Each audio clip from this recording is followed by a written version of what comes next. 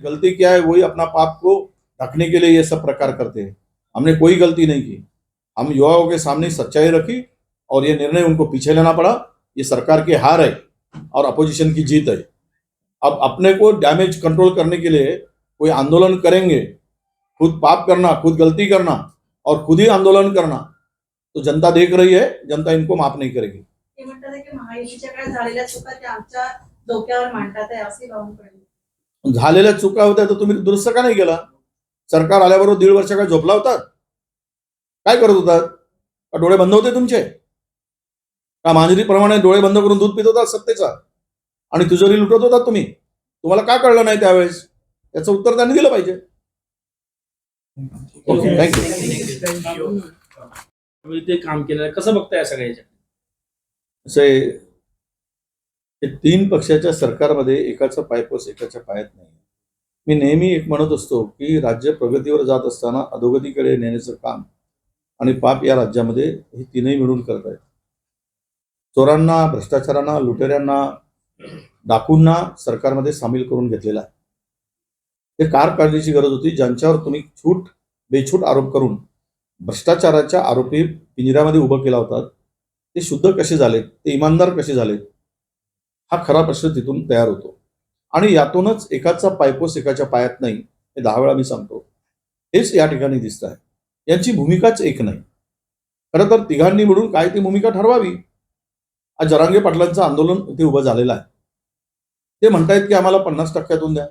तुम्ही काय त्यांना आश्वासन दिलं आणि त्या 40 दिवसामध्ये करणार होतात ते करून घ्या.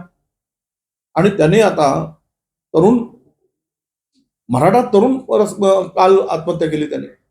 याची तरी लाज सरकारला असायला पाहिजे. त्यांना कोणी हा उद्युक्त केलं या सगळ्या परिस्थितीला? यासाठी कोण जबाबदार आहे? आणि म्हणून असं काही 52 कोळी, 96 कोळी, ओबीसी, धनगर, आदिवासी या आपसात भांडणं लावून तुम्ही महाराष्ट्र अस्थिर करत आहात. विरोधक नाही, सत्ताधारी अस्थिर करतायत आणि अस्थिरतेला जबाबदारी शासन आहे. तो या तिन्ही पक्षामध्ये जे आहे ते जागा वाटपावरून आता वाद सुरू झालेला आहे. अनेक जागी जे आहे अजित पवार गटाने दावा केला आणि त्याच्यावर भाजपही आपली तयारी करतात. असं आहे की प्रत्येकाला वाटतं की मी झोपलेला बिछाना म्हणजे फार मोठा आहे. त्यामध्ये असं म्हणतात ना, पांघरून बघून पाय पसरले पाहिजेत. पण आता ह्यांचे पाय इतके लंबे झालेले आहेत की ते मागे डोक्यावर ओढलं की पाय उघडे पडतात, पायावर पडलं की डोकं उघडं पडतं. त्यामुळे आता किती झाकून बघतायत एकमेकाला, नाही तर तिघे मिळून एका अंथरुणामध्ये शिरावं आणि पाय कोणाचे तरी उघडे पडतील आणि डोकं तरी कोणाचं तरी उघडं पडेल. काय हे सगळ्या सत्ता म्हणजे वाटपाचा हे ते तो त्यांचा प्रश्न आहे. नांदा सौख्य भरे असं म्हणतो आपण, आता भांडात सौख्य भरे असं म्हणून आमचा आशीर्वाद आहे त्यांना. महोदय, कल जो बीजेपी कांग्रेस और महाविकास आघाड़ी नेताओं के खिलाफ में आंदोलन कर रही है, क्या महाविकास आघाड़ी या कांग्रेस के नेता म्हणाले आहेत की पोलीस भरती कुठल्याही पद्धतीनं प्रायव्हेटायझेशन झालं नव्हतं किंवा कंत्राटी प्रकरण ते नव्हतं. महाराष्ट्र सुरक्षा बल त्याच्यामध्ये काही ज्या जागा आहेत त्या जाहिरात त्याची निघाली होती. त्यामुळे कुठल्याही पद्धतीनं पोलीस भरतीमध्ये कंत्राटी पद्धती किंवा प्रायव्हेटायझेशन कुठलं आलेलं नाही. तुम्ही दिशाभूल करताय असं त्यांचं म्हणणं आहे. नाही, दिशाभूल गैरसमज कदाचित झाला असेल, पण त्यांनी ज्या पद्धतीची जाहिरात पाहिली आपण, सुरक्षा रक्षक महामंडळ जे आहे ते सुरक्षेसाठी ते महामंडळ जाहिरात देतं. ते कुठल्या सुरक्षेसाठी? ते महामंडळ सिक्युरिटी गार्ड, बिल्डिंगसाठी किंवा शासकीय कार्यालयासाठी, शासकीय इमारतीसाठी, यासाठी ते सुरक्षा रक्षक पुरवतात. तुम्ही त्यामध्ये पोलीस सणासुदीच्या काळात पोलीस बल कमी पडते म्हणून तुम्ही त्याचं कारण दिलात. म्हणजेच कायदा सुव्यवस्थेचा प्रश्न आला. त्यामुळे लोकांचा गैरसमज कदाचित झाला असेल. तुम्ही जर सुरक्षा रक्षकच म्हटला असता तर गैरसमज झाला नसता. तुम्ही माफी मागणार का सगळे मिळून? पक्षातले लोक सगळे माफी मागणार का? त्याचं तीव्र आंदोलन आहे. जो गलती किया है वो माफी मांगेगा. भारतीय जनता पक्ष को माफी मांगना पड़ेगी कि माफ करो युवाओं, हमने गलती करके JR निकाला, अब हमारे समझ आ गया है, हम पीछे लिया, इसीलिए माफ करो. उनकी भूमिका, उन्होंने इसमें पर्दा, ये माफी मांग के पर्दा डालना चाहिए. 96 कोळी आणि मराठा रगड़ के माफी मांगी, अन्यथा 12 बजे तीव्र आंदोलन पूरे महाराष्ट्र में किया जाएगा. अभी तो नाक तो उन्होंने रगड़ चुके हैं, भारतीय जनता पक्ष ने अपना नाक तो घिस दिया है। पहले जेआर निकाला, फिर पीछे लिया। यही तो नाम उसकी है, यही तो नाक रगड़ना कहते हैं। अब दूसरों को अपने पाप के ऊपर, अपने गलतियों के ऊपर पर्दा डालना और दूसरों को माफी मांगना, ये तो गलत है। खुद ने निकाला है जेआर, खुद ने ये सब किया है। अब तब भी क्यों नहीं विरोध किया? आज क्यों बोल रहे हैं? जब ये जेआर निकला था तब तुमने विरोध में थे, तुम्हारी विरोध में क्या भूमिका थी? तुम विरोध में क्यों नहीं बात की? इस जेआर का खिलाफ में क्यों नहीं बात की? तुम्हारा कहाँ रिकॉर्ड है? क्यों? तुम्हारे आसपास की कंपनियां हैं, जो कंपनी को काम मिला है, तुम्हारे नजदीकी कंपनी है। भारतीय जनता पक्ष के कुछ लोग इसमें शामिल है, इसीलिए चुप रहे। जब युवा रास्ते पर आए तो अब आपने रद्द करके अपोजिशन को बोलते हैं नाक रगड़ने के लिए, और खुद का नाक पहले ही गंदा हो चुका है, उसमें से पानी रिस रहा है। वो पहले पोछो, फिर दूसरे की तरफ ध्यान दो। किसकी कंपनी है सर ये? भारतीय जनता पक्ष के अभिनंदन करते, देर आए दुरुस्त आए। थोड़ा समझ तो आ गई कि बेरोजगारों की व्यथा के बारे में उनको पता चला और उन्होंने जो अपना निर्णय था वो पीछे लिया। ये मांग हमने पहले बार की थी, सबसे पहले जेआर निकलने के बाद। ये बेरोजगार और महाराष्ट्र के युवाओं को साथ अन्याय और खिलवाड़ करने वाला है। जब मांग किया था तो हमने आह्वान भी किया था कि इस जेआर को जलाओ, और जगह जगह पे इस जेआर के बारे में जनता को आह्वान करके रास्ते पर उतरने को कहा गया था। महाराष्ट्र में युवाओं में बहुत बड़ा अनरेस्ट तैयार हुआ, हर जगह में मोर्चे निकले, बहुत बड़े बड़े मोर्चे युवाओं ने निकाला और इस जेआर का विरोध किया। मैं समझता हूं कि हमारी मांग को यश मिला है और बेरोजगारों ने इस तरह रास्ते पर उतरकर इस जेआर के खिलाफ में आवाज उठाई, उसकी भी जीत है। और सरकार आज ये जेआर रद्द करके एक सही कदम उठाया है और बेरोजगारों को की समझ, जो उनकी तकलीफ और उनके वेदना के साथ, उनके भावनाओं के साथ आज सरकार ने न्याय किया है, ऐसा मैं समझता हूँ। उनका कहना है कि जिस जीआर की रद्द करने की आप बात कर रहे हैं, वो जीआर जब आप मंत्री थे, आपकी सरकार थी, उद्धव जी सीएम थे, उस दौरान ये जीआर निकाला गया था और उसी जीआर का आप विरोध कर रहे हैं। नहीं, उस वक्त के जेआर पढ़ो, अभी नया जेआर में बहुत सारा बदल है। जब ये इन्होंने जो जेआर निकाला था, इसको फाइनलाइज कंपनी को किया था, उस वक्त केवल 15 जगह के लिए वो जेआर था और आज 15 संवर्ग के लिए, आज 135 संवर्ग के लिए जेआर है। ये भी आप सोचने की बात है। 15-20 पोस्ट जो होते हैं अलग अलग प्रकार के, और 135 जो चपरासी से लेकर तो इंजीनियर तक है, जिसमें सब कुछ पदों का वहां पे प्रावधान है। तो ये तो सब दिखता है कि वो जेआर, अगर वो कहते हैं कि उन्होंने जेआर लगाया तो आपने आगे क्यों बढ़ाया भाई? आपने तभी रोक देना चाहिए था। सरकार बदल गई, रोकने की आवश्यकता थी, तो ये झंझट और झमेला खड़ा ही नहीं होता। आज तक इसमें युवाओं में वो मोर्चा आंदोलन करने की जरूरत नहीं पड़ती। सरकार को जब ये गलत हो रहा है ये समझ आई तो इतना देर क्यों लगा दी, तभी क्यों रद्द नहीं किया, ये हमारा सवाल है। बीजेपी के प्रदेश अध्यक्ष ने एक अल्टीमेटम दिया है, 9:30 बजे, सुबह 9:30 बजे तक का प्रेस कॉन्फ्रेंस लेके पूरा का पूरा ठेका आप लोगों के सर पे फेंका है। क्या उद्या आंदोलन होणार, तुम्ही काय कसं बघताय? नाही, आंदोलनाला स्वतःच पाप करायचं आणि पापावर पांघरून घालण्यासाठी केल्याचा हा केविलवाना प्रयत्न आहे। चलिए अब हिंदी में बताएं कि किस तरीके यांनी पण माफी मागावी, अल्टिमेटम दिला सकाळी 9:30 पर्यंत। असं आहे, उलटा चोर कोतवाल खोदाटे। या 9 कंपन्या कोणाच्या आहेत हे माहिती उघड करा। त्यावेळेसही ज्यावेळेस भरती झाली त्यावेळेस विरोधी पक्ष कोण होते? विरोधी पक्षांनी ज्यावेळेस सरकार, तुम्ही म्हणताय की अशोक चव्हाणांच्या काळात किंवा पृथ्वीराज चव्हाणांच्या काळात किंवा उद्धव ठाकरेंच्या काळात, तुमची भूमिका काय होती त्यावेळेस? त्याला समर्थनाची होती की नाही? तुम्ही काय त्याच्यामध्ये विरोध नोंदवला? तो रेकॉर्ड दाखवा। तो जर तुमचा विरोध असेल त्यावेळेस तुम्ही का चूप होतात? यामध्ये असलेल्या त्या कंपन्या, Brics facilities private limited, digital integrated services limited private limited, या कंपन्या कोणाच्या होत्या? आज तुमच्या मांडीला मांडी घालून ते बसतायत, तावानं विरोधकावर आरोप करतायत त्या कंपन्यांचे मालक। आणि म्हणून तुम्हाला जर त्यावेळेस विरोध होता तर विरोध का केला नाही? आणि आम्ही जर जेआर काढला तर आम्ही जे चुका केल्या म्हणून सरकार म्हणून तुम्हाला नवीन धोरण ठरवता आलं नाही का? तुम्ही त्याची श्री का ओढली? तेच पाप, आम्ही जर पाप केलं असं सांगत असाल तर तुम्ही ते पापाचे भागीदारी का झालात? आणि त्यावेळेस जर त्यामध्ये वर्ग क आणि ड चा होता, तर क्लास 1 पर्यंतच्या भरतीचा निर्णय तुम्ही का घेतलात? याचं उत्तर सुद्धा बावनकुळेंनी आणि भाजपाने दिलं पाहिजे. आंदोलन होणार आहे उद्या आणि उद्धव की तो जे आर अस्तित्वात आहे, त्यावेळचे वित्तमंत्री अजितदादा पवार होते. त्यावेळच्या ज्या कंपन्यांना काम दिले त्यामागचा सूत्रधार कोण होता हे काही आता मला माहिती करावी, उघड करावी. राहिला विषय पवारांच्यावर, काँग्रेसवर आणि उद्धव ठाकरेवर, याची उच्चस्तरीय चौकशी करा. हे चौकशीमध्ये दूध का दूध पाणी का पाणी होईल. हे जे आर काढताना हे जर म्हणत असतील की त्यांचं हे पाप आहे, तर तशी चौकशी केली पाहिजे. विषय राहिला आहे की त्यांच्या सहीनं झालेला आहे. मग तुम्ही तोच काय मागे सरकार काही चुका करत असेल असं जर तुम्हाला म्हणताय, तर ती चुकाची पुनरावृत्ती करून त्याला पुढे तुम्ही का जी आर काढलात? तुम्ही का 9 कंपन्यांना काम दिलं?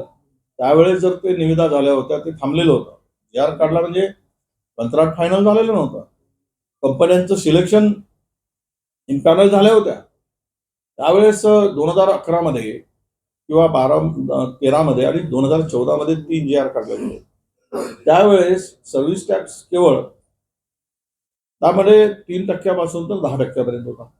आता सर्व्हिस टॅक्स सेवा तुम्ही 10% लावलात, सेवा शुल्क 3% लावलात आणि त्याच्यावर जीएसटी 18%. तुम्हाला ही सगळी पदं भरायचीच आहेत, तर तुम्ही शासनाच्या माध्यमातून 11 महिन्यासाठी का भरत नाही? तुम्ही कंत्राटी पद्धतीनं भरून त्यांना 34% लाभ का देताय?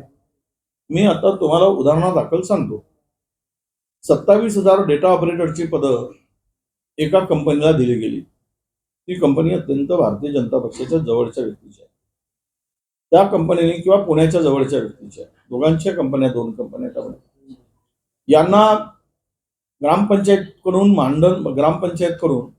12,500 रुपये मिळतात आणि हे त्या बेरोजगाराला, काम करणाऱ्या डेटा ऑपरेटरला 6,900 रुपये, 5,900 रुपये देतात.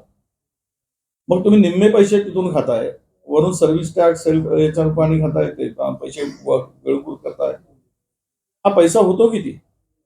म्हणजे महिन्याला तुम्ही जर 25 कोटी रुपये कमवत असाल आणि तेही बेरोजगार तरुणांची लूट करून, ठीक आहे, तुम्ही सर्व्हिस चार्ज म्हणून 10% कापून घ्यायला पाहिजेत आणि पीएफ कापून उर्वरित पैसे त्याला द्यायला पाहिजे.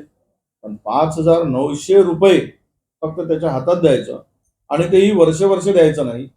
ग्रामपंचायतनी मात्र ऍडव्हान्स पैसे वसूल करून घ्यायचे त्या ग्रामपंचायतकडून आणि कंपनीला पैसे द्यायचे आणि त्या बेरोजगाराची थट्टा करायची. हे सगळ्या पदामध्ये हेच झालेलं असतं.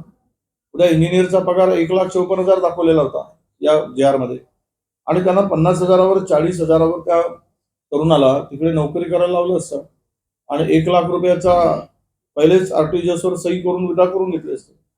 ही जी पद्धत आहे, तुम्हाला भरायचं आहे, कंत्राटीच पद्धतीनं भरायचं होतं, तर सरकारने का भरायचं नाही?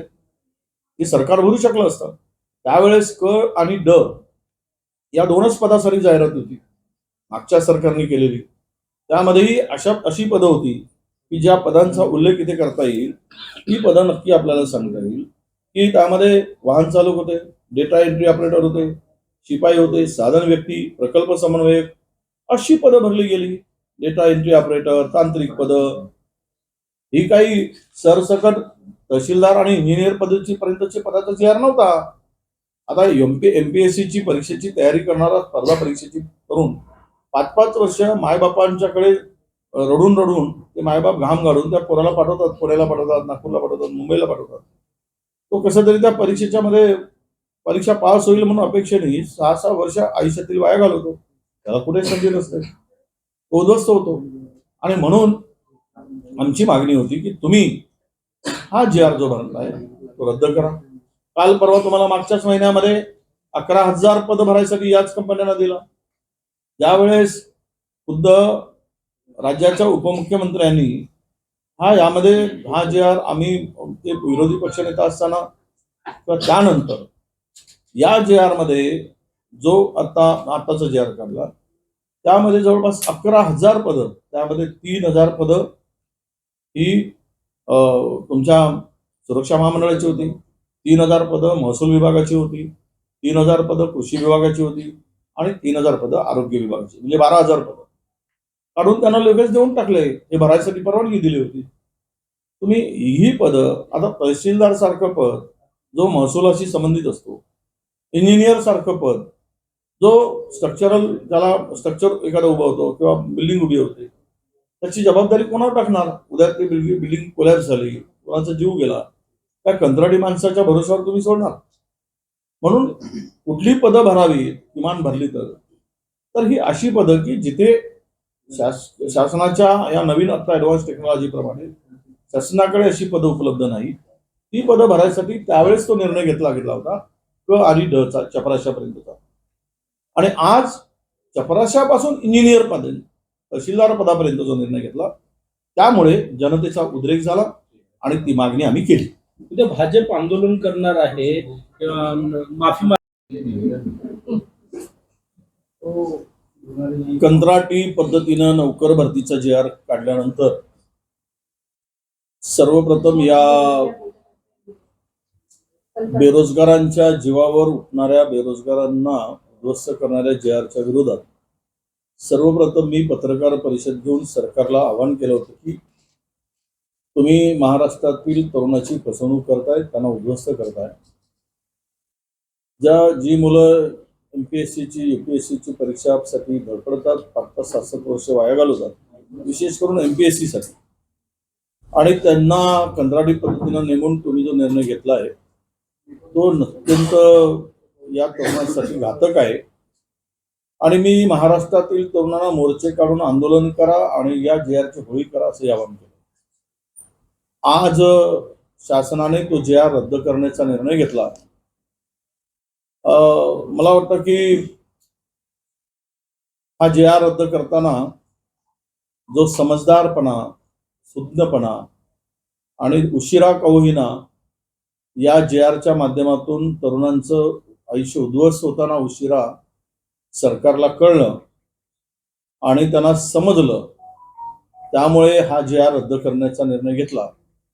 पण हे यश जे आहे, सरकारने जो JR काढताना हा पूर्णतः जर बेरोजगारांना नजरेपुढे ठेवून, तरुणांना नजरेपुढे ठेवून काढला असता तरी नामुष्की सरकारवर आली नसती. आणि हे यश जे आहे, मी असं म्हणतो की आम्ही सरकार जे आज नरमलं आहे आणि हा JR रद्द केला आहे, तर हे आमचं यश आहे. हे आम्ही विरोधी पक्ष म्हणून जी भूमिका मांडली आणि तरुणांच्या पर्यंत ती पोहोचवली, सरकारच्याही लक्षात आणून दिलं, त्यामुळे हा JR आज रद्द झालेला आहे. राहिला विषय, त्यांनी काही मागचे रेफरन्स देऊन तो त्यावेळेस काढलेल्या JRचा उल्लेख केला गेला. त्यावेळेस JR काढताना आत्ताचेच वित्तमंत्री होते. 3 वेळा JR काढले, 3ही वेळा वित्तमंत्री तेच का असावे? कामगार मंत्री सुद्धा पूर्वीचेच आत्ताच्या मंत्रिमंडळात आहेत. त्यावेळेस विरोधी पक्षनेते आत्ताचे उपमुख्यमंत्री आहेत. त्यावेळेस किती विरोध केला त्या JRचा. सुरुवातीला JR 2013 मध्ये, 10 मध्ये, 13 मध्ये, 14 मध्ये, नंतर तो कंटिन्यूस झाला. त्यावेळेस फार काही पदांची भरती झाली नाही. डेटा ऑपरेटर, ते सांख्यिकीमध्ये वगैरे, चपराशी वगैरे झालं. पण आत्ताचा जो JR 9 कंपन्यांसाठी काढला किंवा तत्पूर्वी जो JR काढला, तो JRला विरोध का केला नाही विरोधी पक्षांनी, महाविकास आघाडीचं सरकार असताना? तर याचं कारण असं आहे की त्यावेळेस त्या ज्या कंपन्या होत्या त्या कंपन्या भारतीय जनता पक्षाच्या अत्यंत जवळच्या होत्या, त्यांच्या काही आमदाराशी संबंधित होत्या आणि त्यामुळे आपल्याच लोकांना फायदा होतो, तर विरोध कशाला? कदाचित अशी भूमिका भारतीय जनता पक्षाची असावी. आणि आता जो JR काढताना 9 कंपन्यांना देताना हा चपराशापासून तर इंजिनियर पदापर्यंतचा हा JR आहे. यामध्ये तहसीलदार सुद्धा सुटलेला नाही. आणि सुरक्षा महामंडळाला जे 3000 पदं भरती करायचा निर्णय घेतला, त्यावर त्यांनी खुलासा केला की ती ही तात्पुरती पदं आहेत. खरं तर म्हणजे सुरक्षा रक्षक आणि कायदा सुव्यवस्था हा वेगळा विषय आहे. जर पोलीस म्हणून जबाबदारी देत असाल तर कायदा आणि सुव्यवस्थेचा विषय त्या ठिकाणी येतो. आपण सुरक्षा रक्षकांना, सुरक्षा महामंडळाला 3000 पदं भरायची जे काही तुम्ही जाहिरात भरतीचा निर्णय घेतला, तो निर्णय हा केवळ त्या महामंडळाच्या पुरती सुरक्षेसाठी असू शकतो. परंतु पोलिसाचं कर्तव्य म्हणून त्याच्याकडे जबाबदारी देत असाल तर कायदा आणि सुव्यवस्थेचा प्रश्न निर्माण होतो. ही सगळी परिस्थिती पाहताना तहसीलदार सुद्धा कंत्राटी पद्धतीनं भरण्यापर्यंतची मजल या सरकारची गेली आणि त्यातून मग उद्रेकाला सुरुवात झाली आणि आज सरकारला नामुष्कीनं विरोधकावर आरोप करून हा जी रद्द करावा लागला. मी अभिनंदन करतो सरकारचं की देर हो ना दुरुस्त हो, पण बेरोजगारांच्या संदर्भात या सरकारने थोडी 2 पावलं मागे घेऊन स्वतःची नामुष्की टाळलीच, पण समजूतदारपणा दाखवला. त्यामुळे त्यांचं मी अभिनंदन करतो आणि या राज्यातील तरुणांना शुभेच्छा देतो की तुमच्या लढ्याला यश आलं आहे आणि आम्ही मागणी केलेल्या मागणीला यश प्राप्त झालं आहे. सरकार नरमलं आहे. एकीचं बळ हे सरकारला झुकवू शकतो असा विश्वास या राज्यातील जनतेमध्ये निर्माण झाला आहे.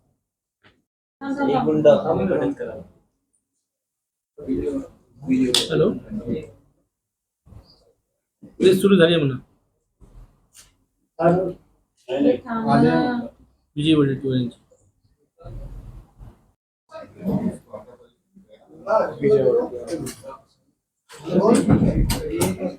नाही ब्लॅक नाही. फर्स्ट क्लास थोडं टेबल समोर